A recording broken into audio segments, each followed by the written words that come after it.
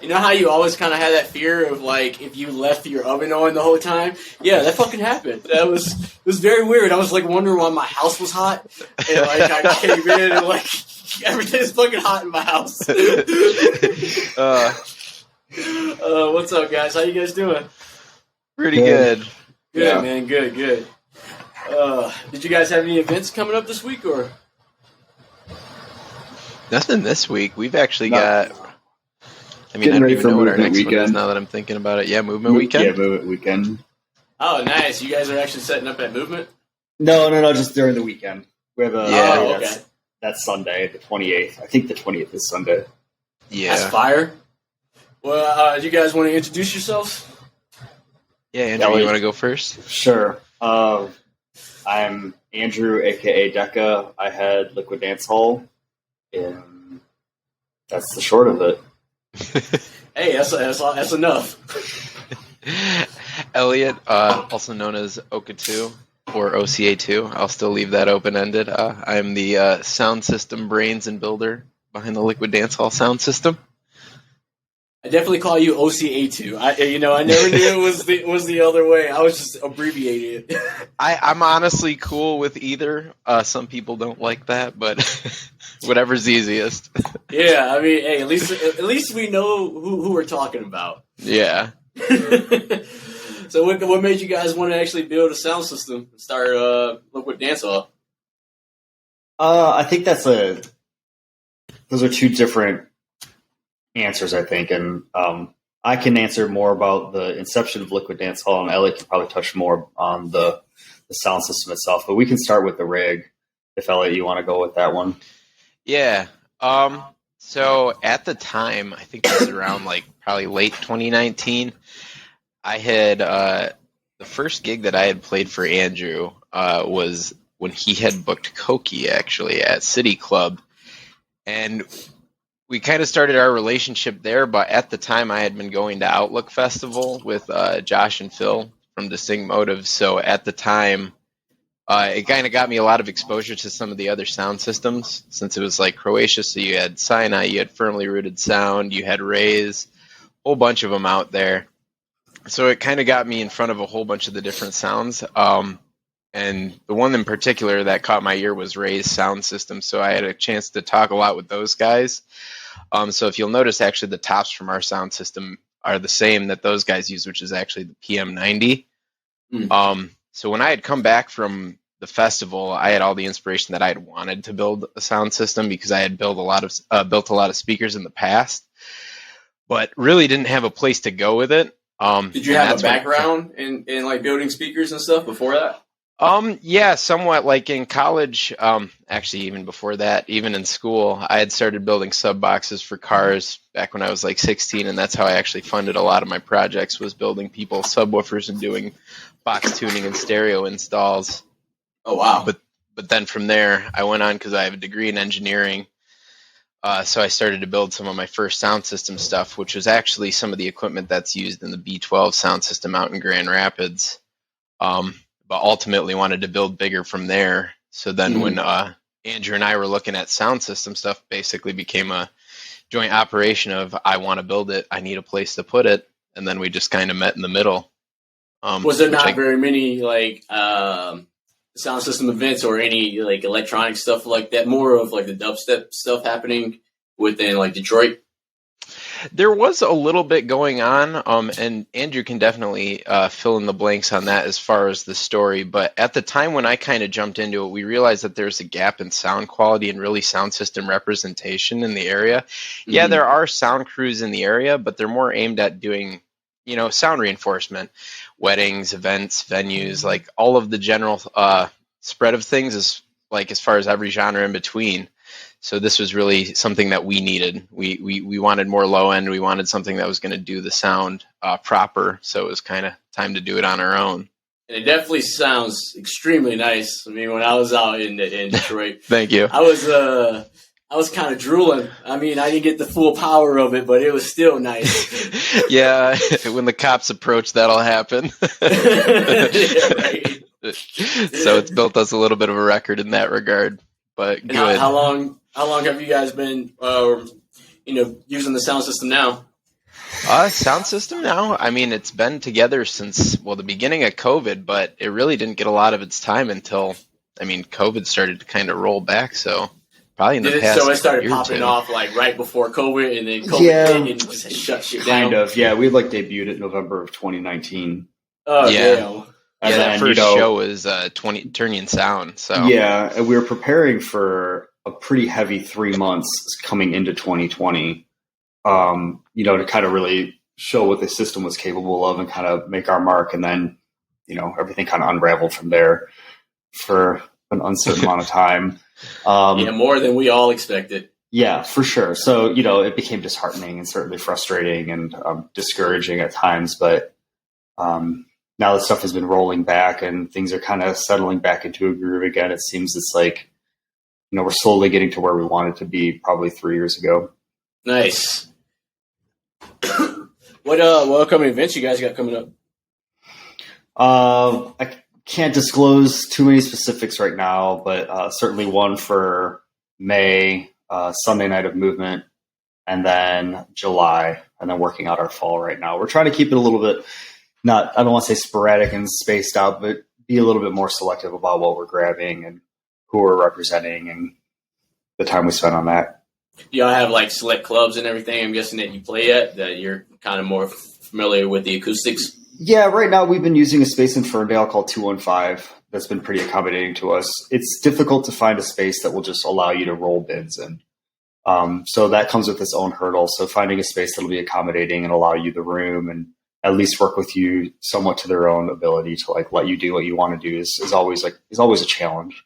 So within like the most recent shows, have you been using like the full setup or just the partial setup at the moment? Still partial, but I think it certainly stands on its own, even compared to what the full setup was before this current setup is now.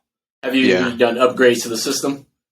Yes. A few. Okay. What kind of upgrades have happened? I guess so since we've been in this venue, we haven't been out in full force, but we had added the first 221s. As far as the upgrades go, I can't list off a few of them because it'll be a while until I roll them out, but I did end up working with, there's a sound system out in Green Bay, Substance Audio.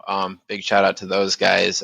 So we're going to be actually picking up 4 more 21s from them. Still got to build the boxes for those, but expanding in great amounts there. It sounds like it's going to be a massive system once it's finished. Yeah. Looking to add quite a few more bins, actually. I don't know where it came from, but the inspiration of like a final image, we'll say, has come to me in the past like 2 weeks or so. So in addition to working with them, I reached out to RC1 SoundSystem out in the UK, as well as Rise Up SoundSystem out in Ireland, and procured, we'll say, a few hard to get US or UK components for my US system. So looking to see how those can continue to add some warmth. So big things coming soon, as they say. Now I know you guys started the like sound system to kind of bring something different to Detroit and everything, but what actually made you want to get into sound system? Like, was there a certain reason that you really decided that you wanted to, build, besides the simple fact of just trying to get good sound out in Detroit?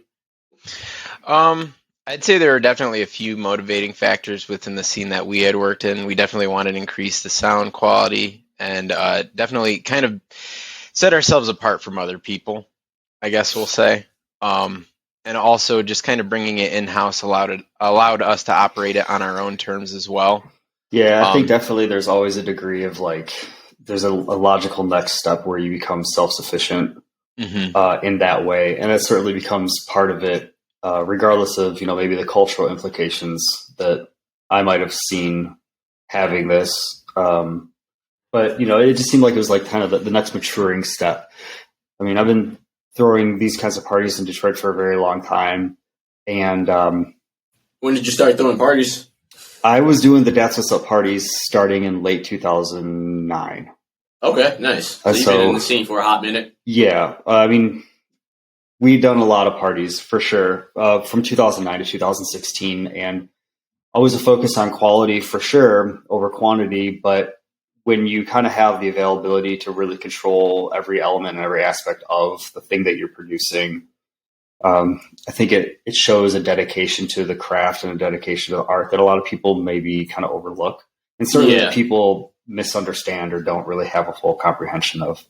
Yeah, which a lot of people don't really go to events for sounds itself. They just go to hear music and get loose at a show.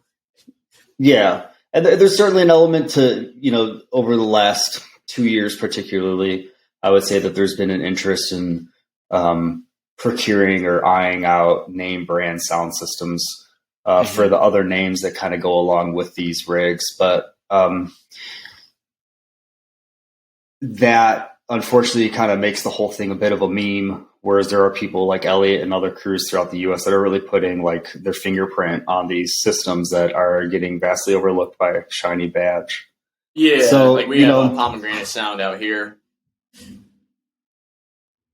And I don't know if Elliot, if you want to elaborate on that. No, I'd agree with it. I mean, there's definitely an interesting take to be said, like for like what's perceived as sound system culture, because it's like how deep do you want to delve into the actual definition of that and what is it defined as? But I definitely agree with Andrew saying that there's a definite association that the culture has been getting with brands rather than the individual efforts. We'll say you see a lot of people, screaming from the rooftops about a certain sound system brand rather than the person that operates it. PK. Yeah, and and to be clear, it's nothing against those brands. They all do make very great gear, and they've got tons of engineering time and testing that goes into that gear. No. And the reality of it is like you don't see people gathering around the stock Mustang at the car show. That is very true. I mean, that's just the reality of it. If anyone wanted something cool that was turnkey, that yes, they can go buy it. But if you want the experience, you want the effort, you want the passion, you got to go and find it, and that's what we aim to actually put out there. It's not just a sound system. It's an event. It's everything about it. We've got our time invested, our passion invested, and we like to hope that shows, Yeah, that's extremely important, especially with what you're trying to do, to actually enjoy it and actually show that this is what you love, not something that you're just doing to make money or anything of the sort. Mm-hmm. Like it's a passion, right? Yeah, I think that really kind of touches on like why we do Liquid Dance Hall to begin with. Is that it's an experience. It's like it's a whole thing. All of us together working in tandem with one another, working with this sound system, working with this space, and then coincidentally working with the audience to just create an entire event of everybody that everybody can enjoy, everybody's welcome at, but that we really maintain a level of quality and consistency of every aspect of it to make sure that we're delivering the best kind of cohesive event for you. And like Elliot said, like so eloquently, like no one's standing around the stock Mustang. So, when you consider all the effort and work that goes into the kinds of things that people do stand around at and admire, they're always much more, they're much more worthwhile when like the control and the consistency is there. Mm-hmm. Yeah. So, do you guys have like a pretty big crew, or is it just the two of you? There's 5 of us all together. Is that right? I always forget about it. And it's not to ignore or forget anybody in particular. It's just I'm a forgetful person. But hey, there's a lot going on at times. Yeah, there's 5 of us all together. We certainly you can't really do it too much on your own. I think we all kind of understand our roles and responsibilities within the group, but as far as the collective is concerned, there's 5 of us. So is it like people that you guys like grew up with, or is it just people that you've met along the road and built onto the team because they were showing interest in kind of learning this kind of stuff and kind of people you meet along the way, and people that show an interest in what you're doing beyond wanting to be involved in just like the photographs. And that's, I think, the really hardest part is the people that are willing to show up and like plug in the bins and wheel them in and out are really central to like the operation. So you got to give a shout out to Josh, Alex, and Kane for showing up and putting through every time. And, they're also having to be like really great DJs. And, each of them have their own unique past. Josh formerly being part of Distinct Motive, and Alex being a talented DJ on his own. And then Kane just kind of having his hand in a whole bunch of crews throughout Detroit. Like the collective of all of us bring our shared experiences together to make something I think is like a little bit more unique than might be going on for other crews in Detroit. Yeah. Yeah, I know you guys definitely load out pretty fast when I was over there, but I don't remember load in. I was, I think I was pretty incoherent at that time. That's fair. Oh, we forgot. We got one more person to note on the crew there, though. I just remembered. We've got other Kane. So we've got Kane with an E and Kane without an E. We've got Kane with an E on the decks that goes by Heniac as the artist, and then other Kane, who's our guy in the kitchen. Yeah. So, we do have different knobs. Yeah, and I've known that Kane for quite some time. So yeah, he's also an engineer, and he's just on the stove knobs, as Andrew said. So did y'all like grow up together, or when did y'all meet? I met Elliot. I had Sleeper at the Works in August of 2018. Yes. And at the time, I was still living in the Los Angeles area. I had just finished grad school, and I wasn't really sure if I wanted to move back to Detroit. But I had ended That's What's Up when I moved out to the Los Angeles area for school. And it seemed like in my absence, there wasn't the consistency like kept up by anybody really to keep bringing through the kind of stuff that we were doing with That's What's Up. So I had an opportunity to grab Sleeper and just kind of feel it out of what it would be like if I did it from a long distance, and it was a nightmare. But that night I had met Elliot, and I just met him actually tangentially through Josh to see if he'd be cool with me or if him taking some photos at the party. And so that was my first introduction to Elliot. And then again, when I had Koki at City Club and he played for me, and then we started kind of having the conversation a little bit more consistently. And I would say actually that night at Koki was probably the first night that all of us together were in the same room. It was the night I met Alex. It was the first time I had Kane play for me. It was the first night I had you play for me. So that, without really knowing it, that was probably the night that it all really, really formed. Yeah. Nice. Which that's really full circle, like from our most recent movement party with Koki. Right. Unfortunately Alex couldn't be there because he was doing his thing. And, but yeah, to be able to kind of come into this where it's like Detroit oftentimes can be a very cutthroat city for the financial end of things. And, I know. I'm from Detroit. Right. And what can or cannot be disclosed when you're making arrangements with the venue or sound companies and all sorts of things can go wrong very quickly. Mm-hmm. So it's nice to know that, from the first time having Koki back with the inception of Liquid Dance Hall to then where we arrived with him at an Outlook launch party during last year's movement with our own kind of sound systems was like a very significant step to us, I think, culturally, and really showed that we'd like come to our own. So within the time of actually like meeting, because it sounds like you guys didn't meet too far off of actually starting Liquid Dance Hall. How did that conversation come about? I don't know if it actually came about or if it just happened. Sometimes just kind of happened, right? Yeah, I think it became like, hey man, I make speakers. You want to kind of do something?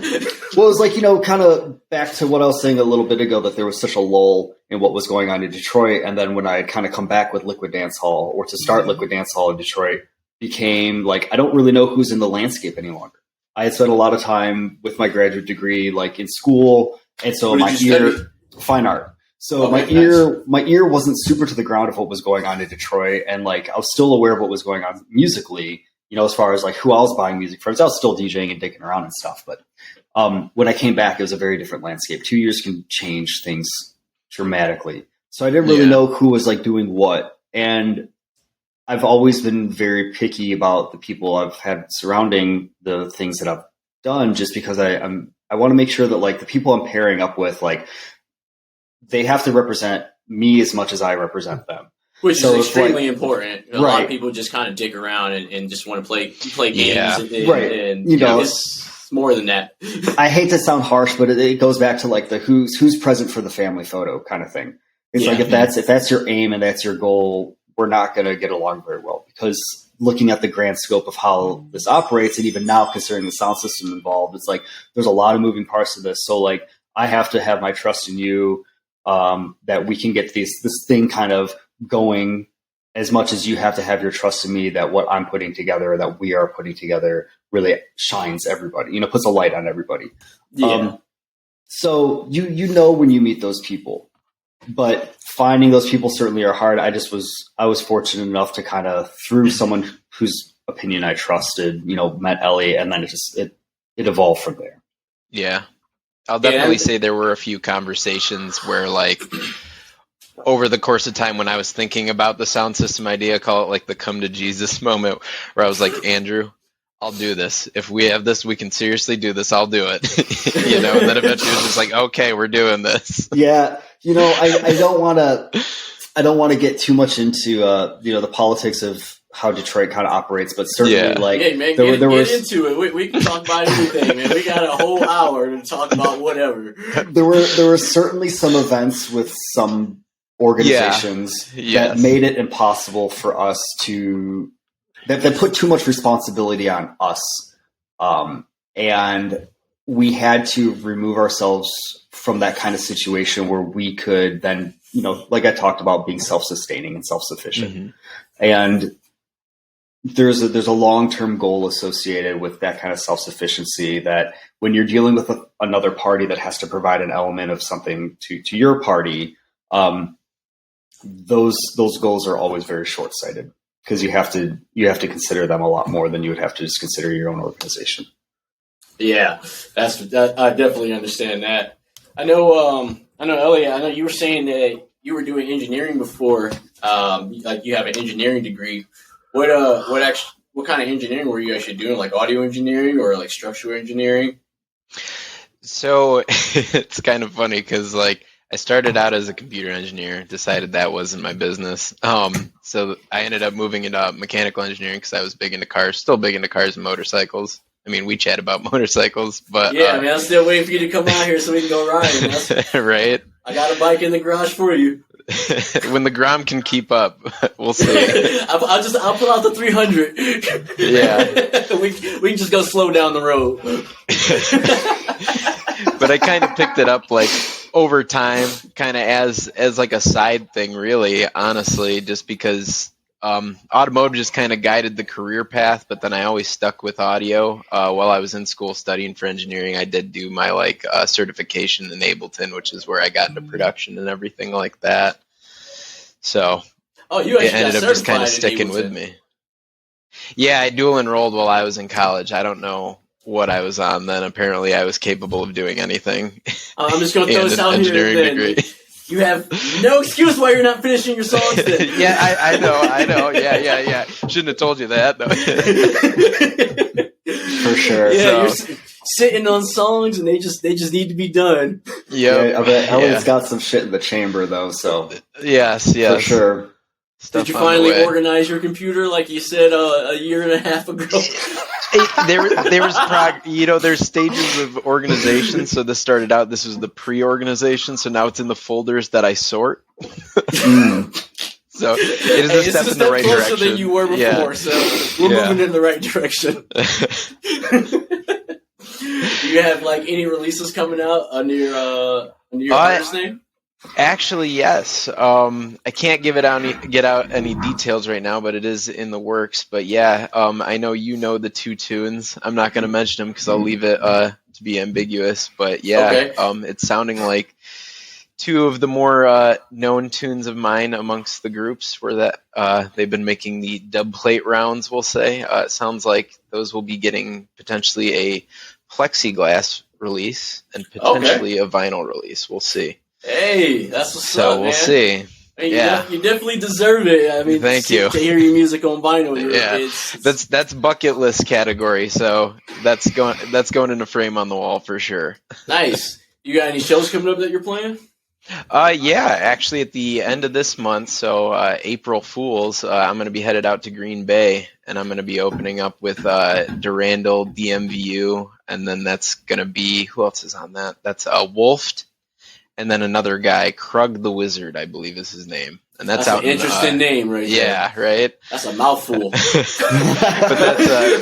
that's out in Green Bay, and that's on the Substance Audio SoundSystem. I'm excited to check that out because those guys, they run those Hawthorne 21s. It's the same ones that they run out at the Black Box. But I want to say they have 4 more than the Black Box has, I think. So, and then he's running some of the, I think, Turbo Sound tops or Function 1 tops. So that I've heard good things about it. It's a big system, so we'll see So what with it the can Black do. Box being so well known for its sound system and the culture that it puts out, what did you think of it when you came out here to play? I definitely enjoyed it. I will admit the first time I was out there, I saw Phil Distinct Motive play a couple years back. I'm trying to remember. He opened up with a couple other people, but that day it wasn't a full house and it was notably quieter, I'll say. Mm-hmm. But I get it. Sometimes they don't necessarily want to push the gear. You don't want to blow everyone's ears out, that's for sure, especially with the bartender standing at the back of the venue in the corner there. Yeah. But I will say the night that we met up, it sounded really good that night. They had it packed out and it was definitely bumping, that's for sure. Yeah, what'd you think of that crowd? Did you think you would have a crowd like that? Denver, that is the one thing that I'll know by comparison to Detroit, and no knock on Detroit, is like the amount of people that showed up earlier in the night at Denver, that it was very evident that the people knew where they were going and what they were expecting to get. So there was no like, oh, who's the headliner? Or what time does the headliner go on? People just showed up and everyone was there having a good time. It was awesome. It was really cool. That's one thing I can definitely say about Denver is that people do show up early, for the openers, because, they're not going to get booked if they're not, basically what the main artist is representing as well as the club is representing. Because the Black Box has a certain sound. Yep. and people know what to expect when they go to the Black Box. So it's always nice that it actually fills up way before the headliner comes on and people are leaving as soon as the headliner gets off. Yep. And that's definitely like a style like a mindset that I'd like to drive home with what we're doing, is that it's not about the headliner. Like, yes, we do want to book good artists, but I want it to be a trusted curation. We'll say that regardless of the party, regardless of the headliner, it's going to be good because you trust a Liquid Dance Hall event. You say it's, money worth my time. It's a guaranteed good night out. It's going to be good quality audio. Yeah. Introduce you to some new artists. Regardless of what it is, it's going to be good. And that's my goal. Yeah. Because it's different when you go to like a lot of different clubs and then you don't know what the actual sound system is going to sound like. Or even if they even have a sound system, they might just have some PA speakers and call it a day, which unfortunately I have played some events like that and it's very hard because, the music that I associate with doesn't really accompany that kind of speakers. I will admit, I don't work the booking side of things, but occasionally I do see some of the emails and stuff like that. But I will say the frequency of people requesting information, I guess we'll say, on the gear that they're playing on, as far as riders go, is becoming more and more frequent because I think artists are dealing with that. They're dealing with two sides of it. They're dealing with people booking shows that don't have gear to support the sound, or they're getting booked for venues that have your straight up line arrays that are pretty tired. And it's not that those things are bad, but it's a jack of all trades. You want something that's going to strut its stuff in the best way possible. Most vehicles can tow trailers, but trucks will do it better. That's the reality of it. That's seeing those specifications for sound system requirements in emails for offers and artists, EPKs or whatever. That was almost unheard of 8 years ago. People didn't really care about what it actually sounded like. I think there's two parts to that, though. Is one part being that the people that were bringing through the talent like we were doing for Daps What's Up were so few and far between that the spaces they were using were set up for louder electronic music to begin with. Yeah. But the other side of that was that there was not the insurgence of the boutique kind of sound system culture then as there is now. So now you have the boutique sound system culture, and with that comes a lot of people that think that stringing up any bin together will work the same way that, a more reputable sound system will work, which is not the case. But then also just the frequency with which these events are occurring leaves them open to be done in spaces that are not set up for that now. So where it was, a lot more techno clubs grabbing these kind of dubstep parties within a decade ago, it's now moved to spaces that are not necessarily equipped for that because they weren't places for techno parties to begin with. Yeah, because mostly it's people playing Detroit techno and more of the mid-rangey dubstep as well too, to where it didn't really need all of that. With, Well, it's like you had a space like the Works. The Works had a huge, Mhm. massive rig in that very small brick box, and like so, those are the kind of places that Youngsta and Hatcha and N-Type would all get very excited to play. But when you have a pairing of a room like the Works with a system like that, with the caliber of the artists like Youngsta, Hatcha, N-Type, or Truth, or any of those that we had through, they're much more complementary to one another. Whereas now the frequency that these artists are getting booked, you have an artist like Truth that may end up at a space that isn't curated for that, like the Works used to be. So I think that's where you're starting to see it's like now that the jelly is spread so thin over the toast, like you have to make sure that every like the sound is equivalent in these rooms as they used to be when they were more selective. Does that make sense? Mhm. Oh yeah. Mm-hmm. Yeah, with some clubs already having like their own setups and everything, I'm pretty sure some of them are a little bit picky about bringing in your own stuff. Have y'all run into like any issues with that in the past? It's definitely gone both ways. We'll say, as far as bringing stuff in, the only hesitation that we've got with the venues that we've wanted to work with is the obvious obligation that the cops might show up because that's been a frequency. Mm-hmm. But then there has been requests from other people to obviously bring our sound in for other venues and other shows and stuff like that. But the unfortunate reality that I've had to come to face with it is that there are people that want to do these shows, but there's a very large difference from how we want to manage our shows versus renting our sound out, because the reason it doesn't come out right is because you see these other events where they're more mainstream and more large clubs, we'll say, that are booking these artists, and there's nothing wrong with that. But the problem is then we've got those same venues trying to approach us using our sound, which really gives us this appeal that it seems like it's them doing what we do.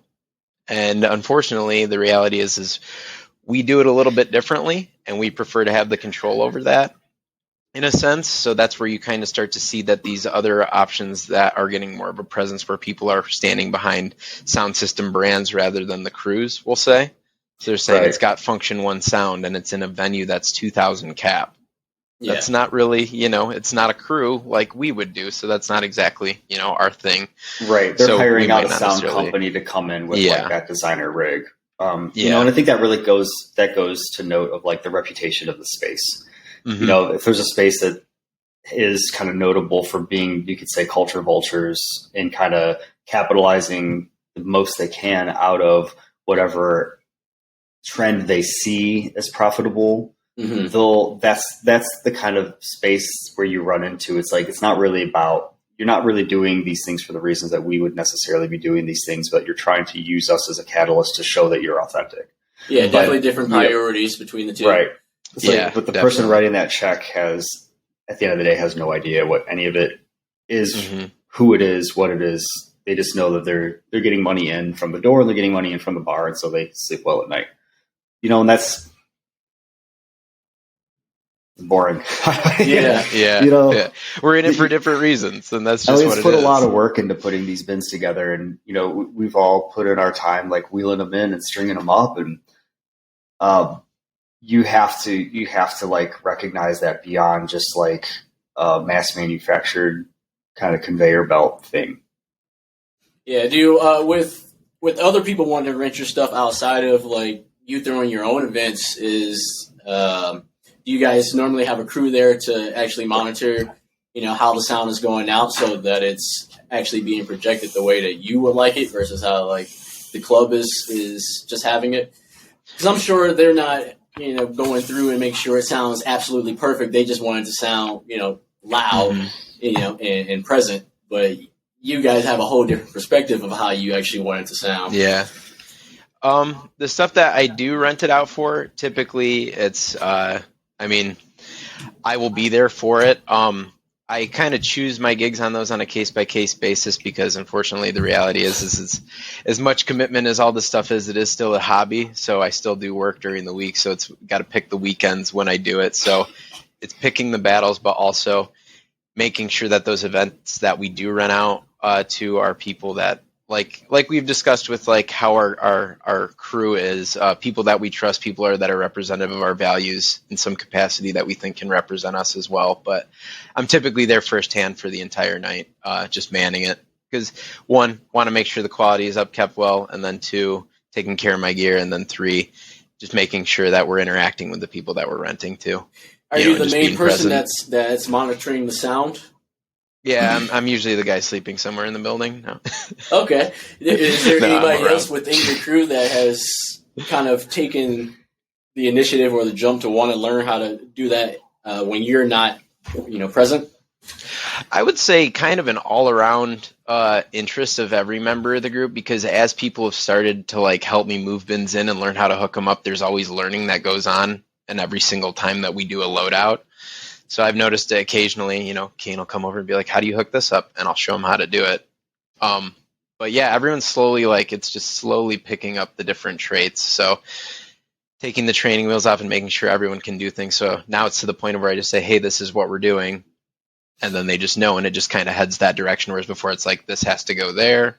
This has to go there. Here's what we're going to do with this. They all now know the general process. And eventually at a point, I think it will reach just kind of a no questions asked. They know what to do.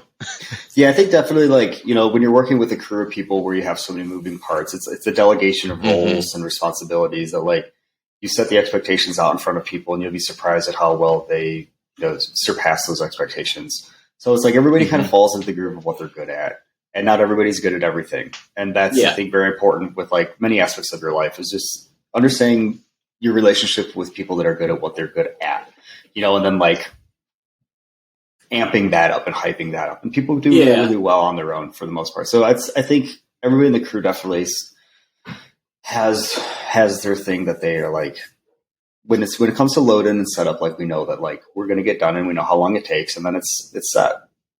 Outside of the load up, the load in and load outs, is it just you two that are monitoring the sound within the club itself, around the areas versus not just the front of house, but I'm pretty sure there's somebody walking around the club, listening to how it's hitting in each part of the room.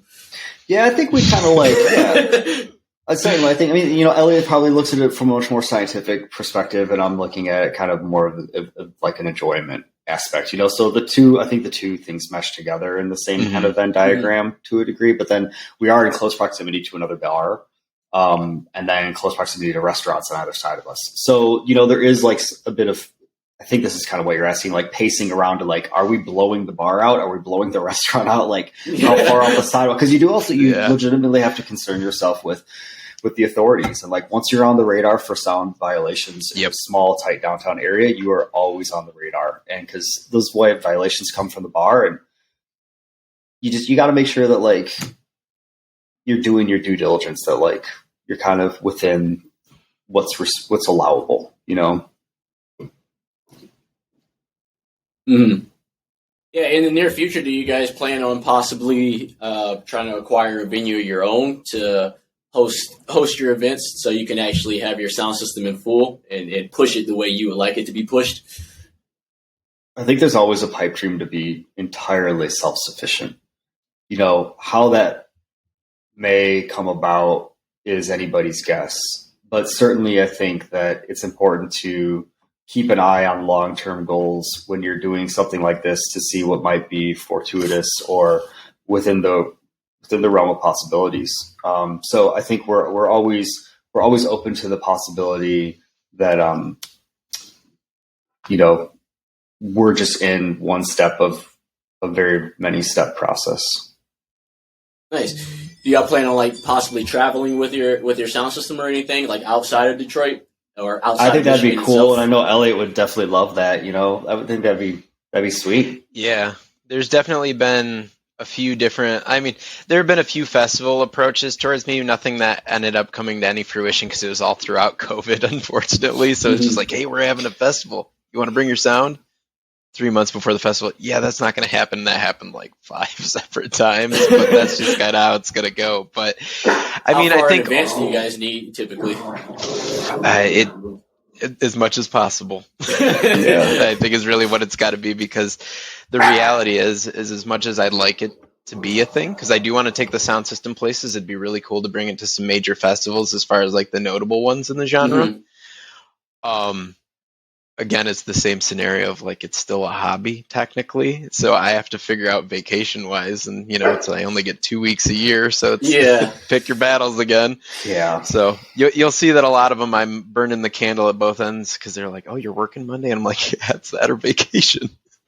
Yeah, it'd be nice to see you guys do one outside of festivals as well too, and do more kind of a like a sound battle event, like how there's one kind of happening here in Denver in March with the Pomegranate Sound System, I believe Headway Sound System. Headway, okay. I think Head in a Bin is also coming. Really? Okay, yeah, Paul. Yeah, and I just recently found out about the Spook Audio Sound System, which looks beautifully. Yep, Paraflex. Yep, it's making the rounds today online. Yeah, there's a lot of them actually happening in the U.S. now. It seems like. What, do you guys have like a take on that? It's definitely we're in a few of the chat groups because the sound system culture is actually kind of spread into the U.S. in the sense that everyone's actually somewhat kind of keeping in touch at that level. So I definitely know a few of the other sound system counterparts, and there's definitely been a lot of discussion of kind of how everyone's like, "Yo, we got to figure out how we're all going to meet up in one place and find enough plugs to find enough everything in." And then what? I'm sure that's then the cops come. Just find a big open field. Yeah, it's always that's a basically what it's got to be. Yeah, right. So I mean, because you've got Steelyard down in Cleveland. And you've got Subdermal also down in Ohio. Head in a Bin. You got Headway Hi-Fi, Pomegranate, Substance Audio. 40 ounces right near you guys too, right? You mean 40 hertz? Yeah, 40 hertz. Yeah, they're up in Toronto. Yeah, 40 hertz. Nice. 40 hertz sound system. Good friends. Yeah, big shout out Jen, John, Mike, the whole crew. Great group of people. Who else is there? Then you've got the Brown Note, which I haven't really heard anything about that in a while up in Brooklyn. Dubsty. Oh, yeah, Dubsty as well. Yep, Dubsty as well. They always have great events. I want to check them out one day for sure. They've been doing it a long time, Definitely worth it. I was fortunate to hit one of those. They had Unit and DJ Mad. That was nice. It is crazy. It was about as good as it could get. Local out there now, correct? I'm trying to remember where he's at now because he was in Detroit for a little bit. I think he might be somewhere else now. I think he's Chicago or Brooklyn, one of the two. Do y'all have any like locals that are kind of bigger on scale that live out there or come out and play the events from time to time? There's a few locals. So you've got Nick Kinsner, who's half a Mixed Mind. He's out in the Detroit area. Then obviously Josh with our crew, who is one of the former members of Distinct Motive. And then what is he doing now? Josh, of Distinct Motive. So he actually goes under a new name now, Intent, and he's just been kind of DJing and doing his thing with us for Liquid Dance Hall as well. So he's been keeping in touch. He did take a break for a little bit there because he was doing the whole touring thing with Phil. And then kind of took a step back for a little bit, and then when he started DJing again, kind of talked with me, and we got him back in the loop. So yeah, he's still in it, still in the game. Nice, yeah, that's good. It's good to hear he didn't stop making music, and because it was definitely good to see both of them, and you can hear the different sounds, back in the day of Distinct Motive, as well as Phil and Josh versus what it is now. It's still dope. But it's completely different sound than what it was before. And at least to me it is. Yeah, I think that's the cool thing, though, when you have multiple people to a thing, is they all bring their own talents and assets to it, and then you get this like really, really cool product. Yeah, it's just like with myself and Kansu with our other project, Samaza Sound System. Yeah. Which I'm glad I actually was able to say on the air because a lot of people can't pronounce it. And, I'm glad you said it because I've only read it. Yeah. Every time somebody comes up, it's a different name every time. Okay. So, it means the fallen angel. So okay.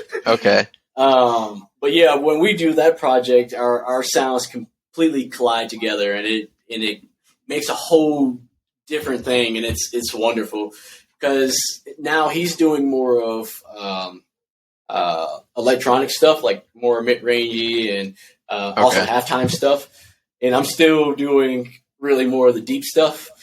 So it's nice when our style combines, and this just kind of slaps you in the face of like you can hear the two different styles. Because me personally, I think he's a better producer than myself. So like he's better at constructing a tune very fast. He can get an idea down almost immediately, but you can't finish them. So that's where I come into play. So we're not so different. And I am the arrangement part. You know, I can get the structure down almost immediately because a lot of my songs, like I can get a song done within a day. You know, it only takes me really only probably about 5-6 hours to write a song and then come back to it and just finish the initial arrangement to make sure I still like it the next day. Okay. Yeah, that's more of a 5 or 6 years for me. You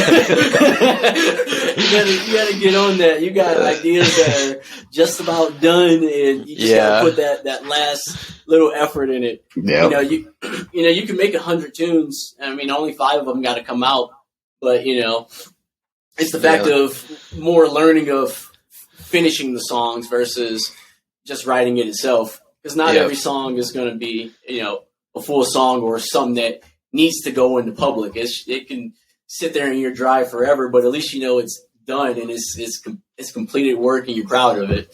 Yep. So, I think the only person that I've seen that be the case where they pump out that many tunes is Biome. I think it was in 2022 we calculated it that he had released self-releases alone. I think it was like 96 tunes. God and damn! I think like 90 of them I kept. I was like, these are all good. Yeah. Damn, that's he pumps out tunes. It's unbelievable. That sounds like Cursa. Cursa doesn't sleep at all. Like I don't think people realize like how many tunes this guy actually makes. Like alone from his Bandcamp, he's putting out a whole album every month on his Bandcamp, for his subscription.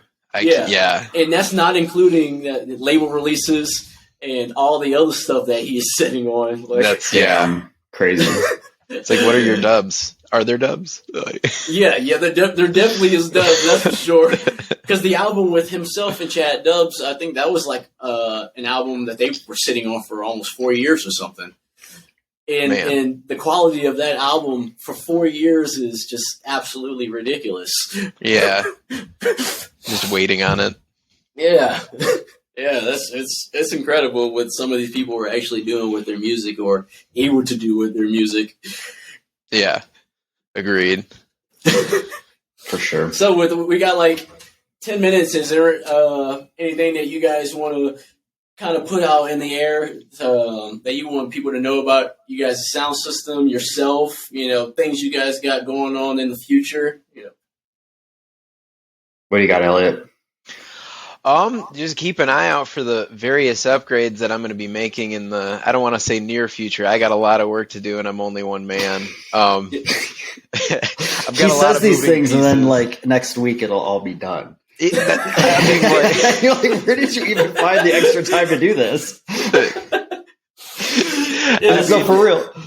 I guess it's not really like too big of a. So like what I'm going to be working on, and I didn't reveal the details earlier, is I want to build the rest of the sound system. As to what those details are, I can't give them, but the components that I did get, I did pick up there's a preamp that Sinai uses, and I just had my eye on it for the longest time because it's one of the only preamps with a DSP.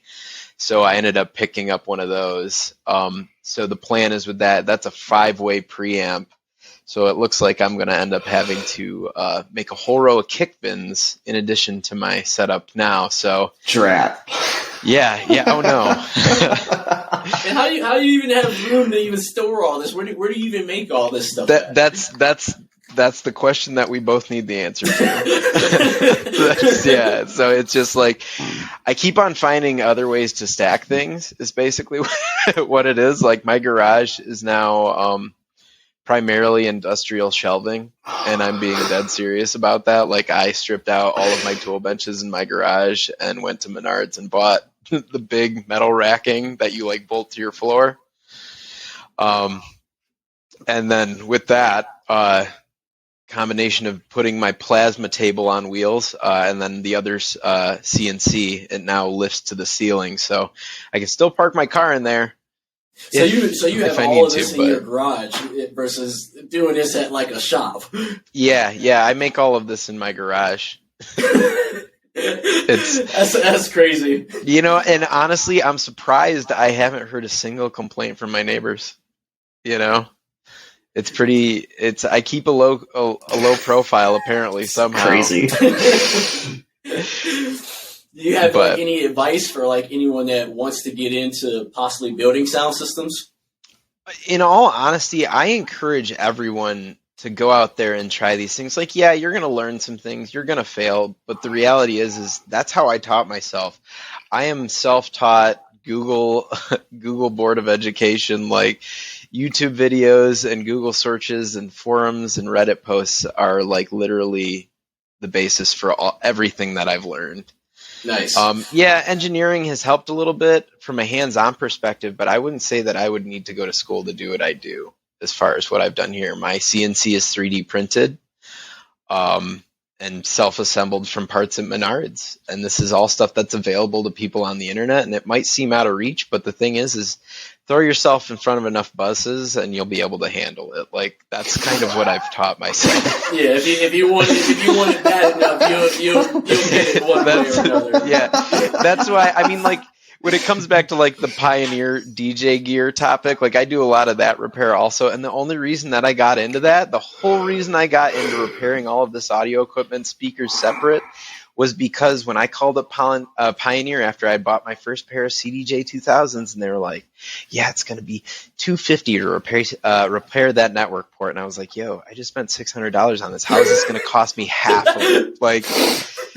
Almost half of this. Come on. So it's I went online. And I learned and I taught myself. Yeah, that was legitimately what it was. And then just after years and years of doing it over and over and over, now I can say with confidence that I know this gear better than most people in repair shops do, honestly. So yeah, is there a kind of a building point of where somebody could start, doing that versus trying to build a whole sound system? Anything kind of smaller they can kind of get their hands into before getting to that level of wanting to build something a little bit bigger. Yeah, there's again, with the internet being what it is, there's a million forum posts out there where people have dedicated time and effort to showing you how to measure speakers, calculate box features and calculations and tuning. So there's a whole bunch of programs with that and YouTube tutorials associated with those programs. But even as it is for someone just trying to do it at a simple level, there's enough forum posts and guides out there that if you wanted to call it a shake and bake recipe for if you go to this website and buy this speaker, here's this box that you need to build, and they'll give you the full breakdown process and everything for it. So one I would recommend is the very budget-friendly subwoofer build. And that's a 18-inch subwoofer build that they teach you how to do for the cheapest way possible. And it's got the full instructions on how to set up your filters, how to check your port length, everything involved, and also doing it at a price point, but at the same point, it gets you an 18-inch subwoofer for your house. Typically, how much does something like that, cost to build versus buying? It really does depend on what you're building. If we're talking pro audio, the wood that you're buying is going to be the standard is going to be Baltic birch, multi-ply, void-free, and that's for its characteristics like its resonance and its durability. You can use other woods, a lot of home speakers you'll see will use MDF. The problem with that is it absorbs a lot of water because it's particulate. But you can use it for an indoor subwoofer, no problem. So that one I just talked about, the very budget-friendly subwoofer, you can pick up MDF for that stuff super cheap. So that's going to be, I think, for a 4x8, you're going to look at under, I think, around $60. It's been a while since I've looked at MDF, but if you're looking at birch, and you're looking at actual good quality birch, you're looking at somewhere around $140 a sheet. Nice. So, yeah, it adds up pretty quickly. So if you're building the 21s that I'm building or had built, I could build 2 of those out of 3 full sheets at 100% or damn near 100% material utilization. So you're looking at almost $500 in wood alone. Oh, wow. Yeah. So. And then what about the components with inside the speaker? outside of the basis of building the box itself? Again, it's going to come back to how deep you want to dig into your wallet, because there's some stuff with neodymium magnets and some coaxial diaphragms and stuff like that. For compression drivers, then you can really. I just want to let you know I have no idea what none of that shit meant. So, like, here, we'll give you the background real quick. So a coax is going to have 2 drivers in one. That's going to be your top end horn. So that's going to have like the very highs and the highs. And then the other ones, like in my tops, it would have 2 12s, and those are neodymium. So it's like the difference between of having a small magnet or a really big iron ferrite magnet. So. Nice, man. I know you were saying that there's like forums and videos out there that you personally, looked at and joined and kind of learned off of doing that. Do you have any recommendations of some of them that people can actually look at? One community that's really good about it is the Paraflex community. I'm notorious for being a lurker rather than a contributor when it comes to like online posting, just because I'm always soaking up information rather than talking. Mm-hmm. But that community there is very, very willing to help people understand and expand the designs, because it's like they're all publicly developed concepts.